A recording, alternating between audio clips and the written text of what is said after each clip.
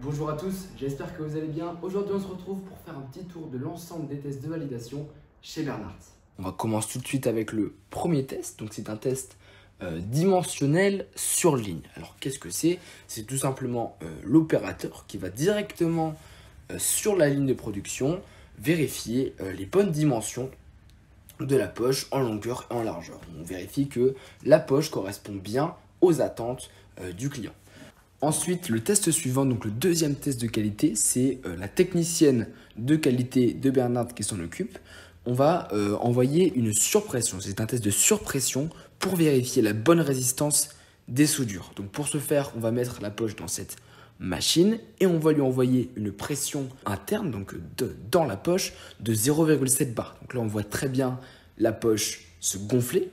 On lui impose une pression. Et le but, c'est de vérifier que les soudures restent intactes à la fin de ce test. Donc on est même plus proche de 0,8 bar que de 0,7 bar. Là on vérifie que les trois soudures ont bien résisté à ce test de surpression. Ici c'est le cas, on peut continuer vers d'autres tests. Alors attention, les valeurs qui sont affichées sont propres au produit. Ça varie selon les exigences du client, les types de poches, les matières, etc.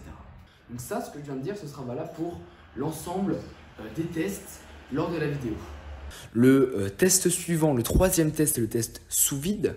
Le but de ce test, c'est de vérifier qu'il n'y a pas de fuite dans les poches. Donc, on va gonfler la poche d'air, la plonger dans une cuve à vide remplie d'eau. Donc, on va sceller la cuve et on va faire le vide dedans. On va même envoyer une pression de moins 0,7 bar et on va vérifier qu'il n'y a pas de fuite. Donc là, c'est bien le cas. On ne voit pas de fuite, on ne voit pas de bulles d'air s'échapper de l'eau. Donc, on peut continuer la suite des tests. On a décidé de vous montrer ce que ça faisait lorsqu'il y a un problème. Donc, lorsqu'il y a des fuites, on voit des bulles d'air s'échapper de la poche. Donc, dans ce cas précis, le test n'est pas validé. On continue la suite des tests. Donc, le test suivant, c'est le test de résistance en base. On va venir vérifier si l'embase tient bien sur la poche. Donc l'embase, c'est quoi? C'est ce qui tient le bouchon sur une poche. Alors pour vérifier qu'il tient bien, on va découper une partie de la poche là où il y a l'embase et on va lui exercer une pression comme ceci. On va lui exercer une pression de 1,4 bar. Donc dans ce cas précis, toujours. Et ensuite, une fois qu'on a bien exercé cette pression, on va venir vérifier manuellement si l'embase tient toujours à la poche en faisant le tour, comme sur la vidéo. Ici, c'est bon, le produit tient bien. Enfin, le dernier test qu'on fait, le dernier test de qualité, c'est le test de traction. On va découper une petite partie de la poche, la placer dans cette machine et on va la tirer. On va lui exercer une traction. Donc là, on voit la poche s'étirer.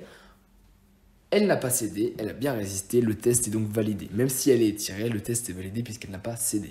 Ensuite, on va pouvoir récupérer toutes les données intéressantes.